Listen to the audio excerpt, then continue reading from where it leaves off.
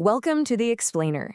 Today, we're diving into what is absolutely, without a doubt, one of the most important David versus Goliath stories in the entire history of sports. I mean, when we think of football today, we picture this massive, global, multi-billion-dollar machine, right? It's played and loved by people from literally all walks of life.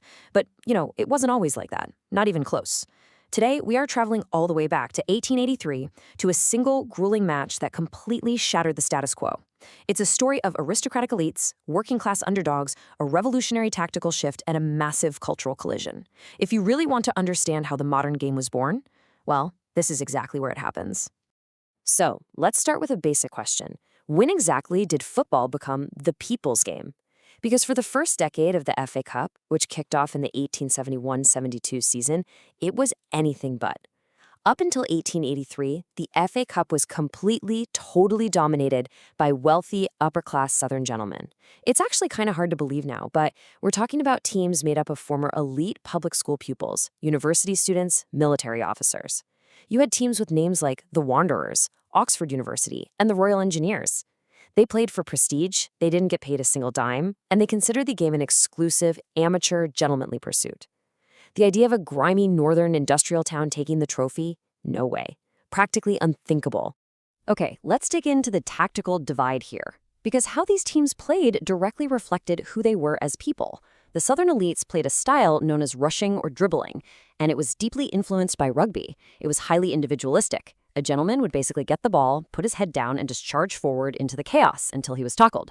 It relied on sheer physical strength, scrums, and personal glory. But up north, a totally new style was brewing. They called it the combination game, and this was all about passing. It required teamwork, positional discipline, collective effort. It was a very pragmatic, working-class brand of football, prioritizing the success of the team over the flashy flair of the individual. The sheer demographic contrast between the two teams that met in the 1883 final was just staggering. On one side, you have the defending champions, the Old Etonians. This team was quite literally made up of alumni from the ultra-elite Eton College. Their ranks included barristers, an Oxford Latin professor, a baronet, and actual members of the nobility. Then, on the other side, you have the challengers, Blackburn Olympic. These guys were northern laborers. They came right out of the cotton mills and industrial trades of Lancashire.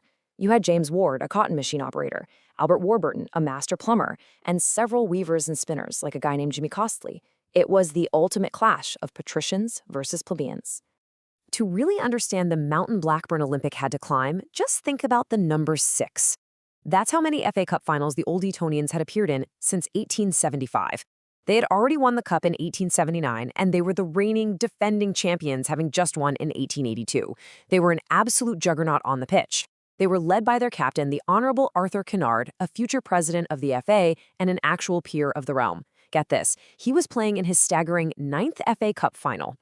They had 6 England internationals on the pitch. And the crazy thing, they didn't really train. They just relied on their natural, well-fed public school athleticism and simply assumed they were going to win.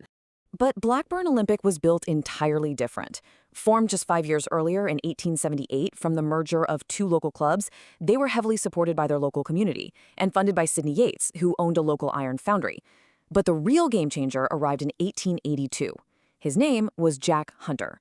He was a former England international from Sheffield who joined Olympic as a player coach and center half. And incredibly, Hunter, who also happened to be a pub landlord on the side, which is amazing, brought a completely new level of organization to the club. He rigorously drilled them in that passing combination game, basically transforming them from a group of enthusiastic laborers into a finely tuned tactical machine.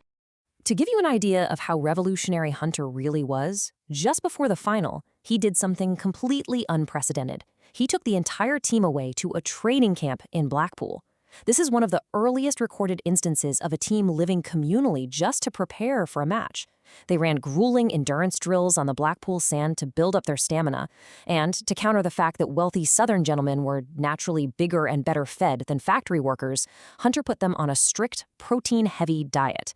We're talking oysters, raw eggs, porridge, mutton, and haddock. I mean, it sounds completely bizarre to us now, but it was literal groundbreaking sports science back in 1883. So, the stage is officially set. It's March 31, 1883, at the Kennington Oval in London. Keep in mind, this was a cricket ground, which was the traditional home of the final back then. A crowd of about 8,000 spectators showed up, mostly Londoners in top hats, fully expecting just another routine Etonian victory. Tactically, though, the setups were wildly different.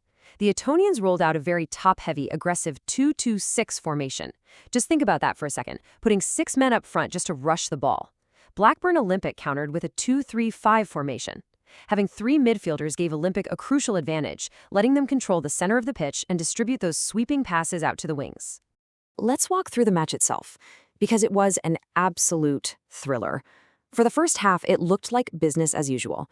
Around the 30-minute mark, Harry Goodhart capitalized on a defensive mistake and put the Old Etonians up 1-0. But in the second half, that's when Blackburn's intense physical conditioning kicked in. They began passing the ball wing to wing, stretching the Etonian defense to its absolute limit. Arthur Matthews scores a brilliant equalizer for Blackburn.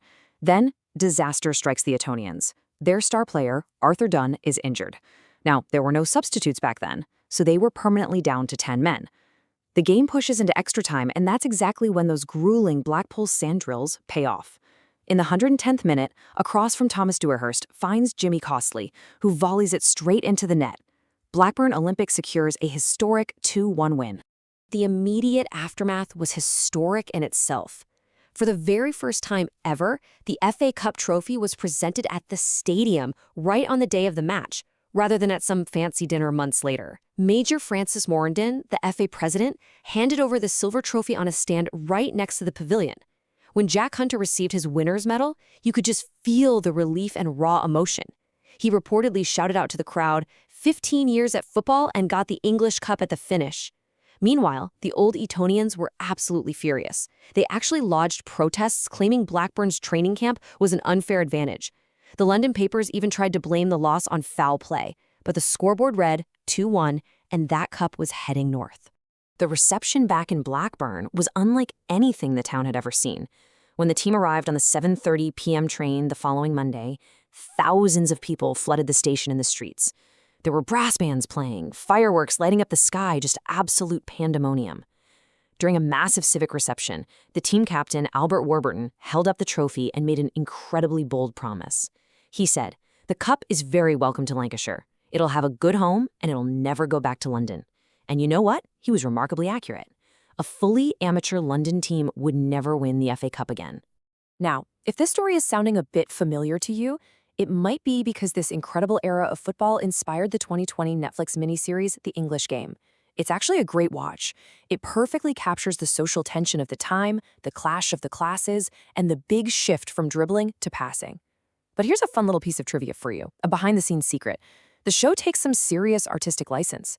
It depicts the star player Fergus Suter as playing for the Blackburn team that won this 1883 final. In reality, Suter played for Olympic's bitter crosstown rivals, Blackburn Rovers. He didn't even play in this 1883 match at all.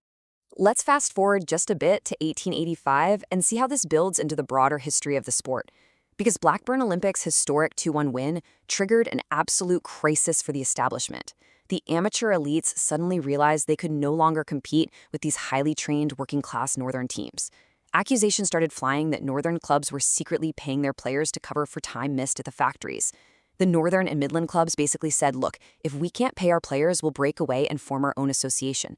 To save the sport from splitting entirely in two, the Football Association caved. Just 2 years later, in July 1885, they officially legalized professionalism.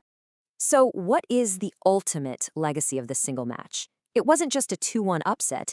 It was, quite literally, the democratization of sports.